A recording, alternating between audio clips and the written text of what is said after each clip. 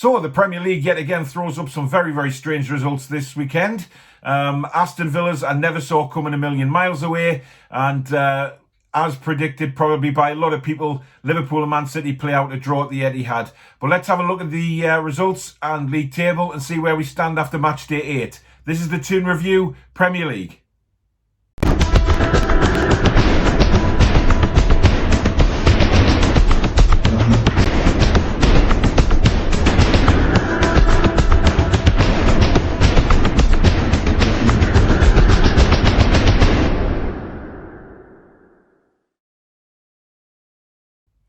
Hi everyone, welcome to the Toon Review Premier League show. My name's Paul. If you're new to the channel, do hit the subscription button and the notification bell. We're building a nice football community here. It is a Newcastle United channel mainly, but they're on different playlists to the Premier League. So we do all sorts of football on here. So even if you're not a Newcastle fan, do hit the subscription button for all football news. If we look at Friday night where the Premier League match day had started, we've got Brighton 0, Burnley 0 at the Amex. And to be honest, I think a lot of people predicted a draw in this game. I thought Brighton might have sneaked it by the odd goal, but given the form of both teams, I think a 0-0 draw was on the cards. Brighton will be very, very disappointed that they didn't manage to take 3 points against Burnley. Both teams really struggling at the moment, and I can't really see them pulling away from the bottom three, Burnley. I mean, I feel for Sean Dyche, I really do, but I just don't think they've got what it takes this season to stay up. Brighton played decent football, but they're just on a mega slump since they beat Newcastle, which will be disappointing for Graham Potter because he does like to play good football as well. But 0-0 was the final score at the Amex. The other Friday night game saw Southampton take on my team, Newcastle United. If you haven't seen my rant on this game, I'll leave a link below in the description. I was absolutely disgusted by Newcastle United on Friday. Offered nothing in the game. There was no coherence, no tactics. Southampton, on the other hand, brilliant. As a team, they play together. They've got a real sort of bond on the pitch, you can tell. Even without Danny Ings, Ryan Bertrand, they still were a threat the full game. Che Adams is really starting to perform now up front for Southampton. He's becoming their main man, and he will be their main man while Danny Ings is out. But again, 2 sloppy goals given away by Newcastle, but Southampton won't mind that. They went temporarily top of the league on Friday night and are just having an absolutely fantastic season. So well done to Southampton, and I think they can keep that going this season and make a big bid to finish. Probably top 8 I would go for Southampton this season. Newcastle, on the other hand, we are just heading in the wrong direction. The football is awful. But like I say, I've mentioned most of that on my rant in my previous video, which I'll leave a link to. Moving on to Saturday's games, we've got Everton 1, Manchester United 3. Now, I didn't see Man United winning this game, to be honest. I was more so sort of thinking maybe it's a draw or Everton sneaking it. Especially when Everton took the lead, it looked like another bad day at the office for Solskjaer. However, they grouped together well, finished Everton off. Cavani getting his first goal in the Premier League as well, which will be a massive bonus for Manchester United. So yeah, they're a bit of a hit and miss team at the moment. 1 week they're terrible, next week they're winning games. Solskjaer's got to put a consistent run together. I think that's massively important for Man United now, that they can look forward and try and string some results together, because it just hasn't happened for them this season. It takes the pressure off Solskjaer a little bit, but Ancelotti will be absolutely devastated. He's lost another game, that's 3 in a row for Everton. Has the bubble burst, or, once they get players fit again, can they come back? Only time will tell. But 3-1 to Manchester United, Goodison, tremendous result for them. Then we've got Crystal Palace 4, Leeds United 1. Now this was a strange game because had Bamford's goal not been disallowed for offside, which, to be fair, he was pointing where he wanted the ball. Now, is that where football is going now with VAR? It just seems to be ruining the game for us and for the teams, to be fair. I thought it was a crazy decision. Had that goal stood, then maybe, we might have got a different story. But credit to Crystal Palace, they worked very, very hard, played some good football and scored 4 goals. Now, when you score 4 goals at home, you look for the 3 points. It's as simple as that. And Palace will be delighted with that. And again, similar to Manchester United, I think it's very important now for Palace that they can put on a run and go on a run of winning games instead of winning one, losing one, because the fans will be fed up with that.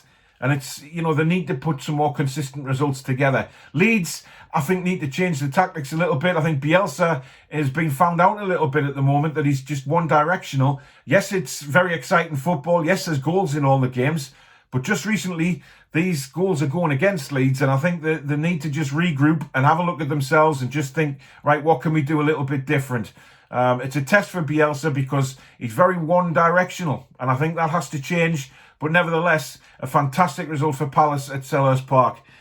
Chelsea 4, Sheffield United 1. I predicted a big win for Chelsea. I think I went 3-0 or 3-1. Chelsea are on a roll at the moment, playing some great football, really stringing some results together. The new boys are really coming together, getting used to the Premier League now, and that can only be a bonus for Chelsea.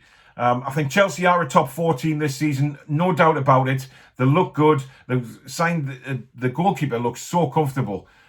He's been a great signing, and that basically gives your defence a little bit more confidence. When Kepa was in goal, I think the back 4 or back 5, whatever he plays, weren't very confident. Every time the ball went to him, they were wondering what's going to happen. But now it's a bit different, and you can tell the way they play on the pitch, the way they pass out from the back, it's a lot more comfortable and confident. Sheffield United, I think, have been found out now. I think a lot of teams working out how they play, and I think they're going to find it difficult. I did say in my last Premier League video that I thought they would be climbing out of danger, but looking at them, they look a million miles away at the moment, and I think they've got a lot of work to do.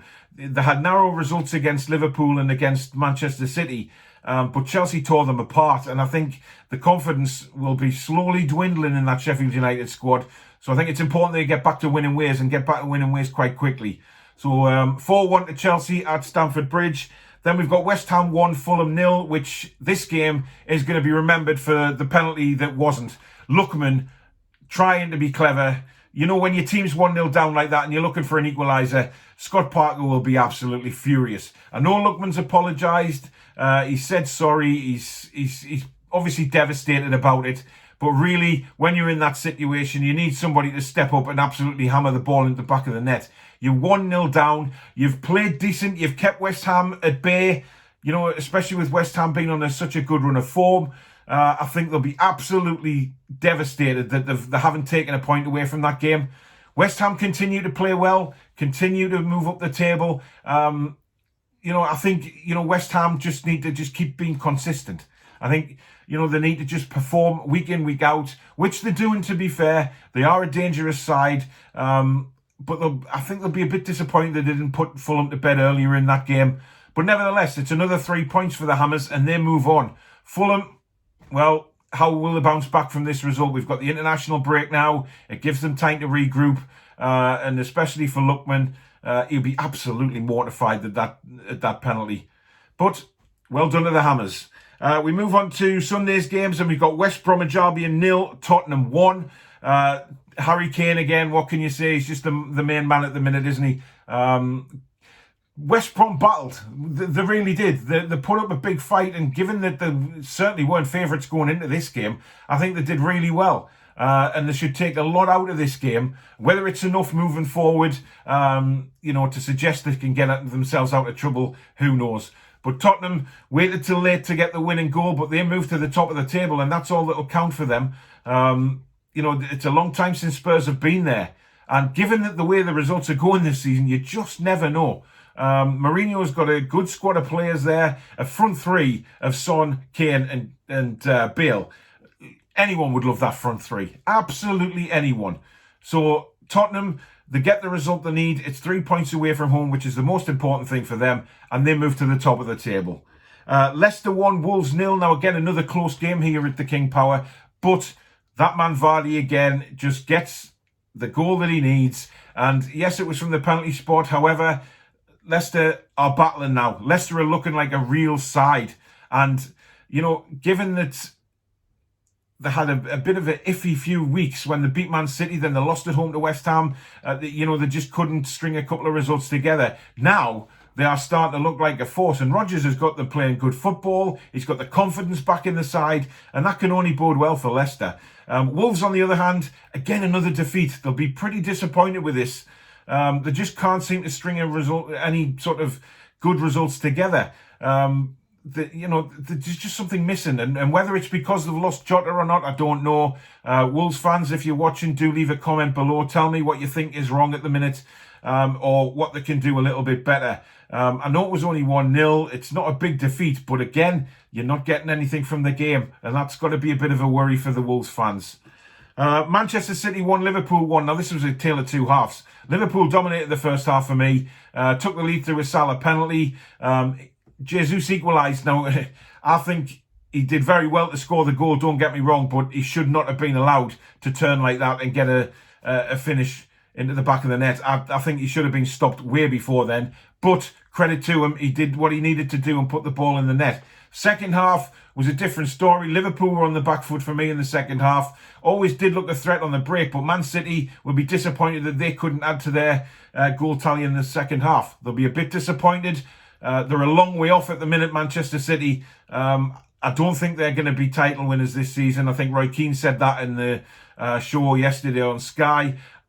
They're just not clicking all together for me. They're just not right. Yes, they were playing the champions, but they are a long way behind now. They've dropped so many points already this season. It is going to be so difficult for Manchester City to get back in the title race, which some fans as neutrals might look at it as a good thing because, they're going to have somebody different challenging this year. There's so many teams up there who we didn't expect to be. So it can only bode well for the title race. And finally, we've got Arsenal 0, Aston Villa 3. No way in hell did I see this coming. But credit to Aston Villa. They played some brilliant football. Again, this combination of Barkley, they've got Grealish in there, and McGinn. They just look so good. And they're combining really well. Arsenal just can't score goals at the moment. I don't know what it is. They got a massive result at Man United last week. And then suddenly losing 3-0 at home to Villa. There's problems there. Arteta said that it was the worst performance they've had since he's been there. Nobody can really argue with that. But I think he's a bit worried about his strike force. They're just not performing. Lacazette seems a million miles away from scoring a goal at the minute. And it may be time to maybe giving Ketty a run in the team. I really like the kid. I think he's got a lot going for him. And maybe he should be the man to try and score the goals for Arsenal. Villa, on the other hand, I just... like I said in previous videos, I know Newcastle, me as a Newcastle fan, we've had our differences with Villa. But if we're being honest, it's been a fantastic start to the season for Aston Villa. They're playing very good football. They've got some very good players. I think Barkley was a magnificent signing to get on loan. I would have loved him at Newcastle. He can only really do well. And Grealish has responded to that, the way they combine. And Ollie Watkins, another 2 goals for him. Things are looking rosy at Villa at the moment, and credit to them. When they lose a game, they bounce back, and that's the most important thing for them. They've got that bounce back ability, and I know that's a cliche, but they have. And that's worth having in the Premier League, especially when you lose. Your heads could go down very easily, but not theirs. They kept their heads and they've kept going, and a fantastic result for them. So well played to Villa. So finally, if I just get my laptop here and we look at the league table, it's unbelievable. Sorry, I said Tottenham were top. Leicester are top. Tottenham are second. Leicester are a point ahead of Tottenham. I do apologise for that, Leicester fans. But again, Leicester City deserve to be there. They're playing some great football. So are Spurs. Third are Liverpool. Fourth are Southampton. If you'd have said to me 8 games in, this would be the league table, people would have laughed at you. Undoubtedly. They wouldn't have seen Leicester City leading the table. They wouldn't have seen Southampton in 4th. Chelsea are in 5th. Villa in 6th. It's incredible. And if we look, Manchester City are in 10th. Arsenal are 11th. And Manchester United 14th. It's just a bizarre season at the minute, isn't it?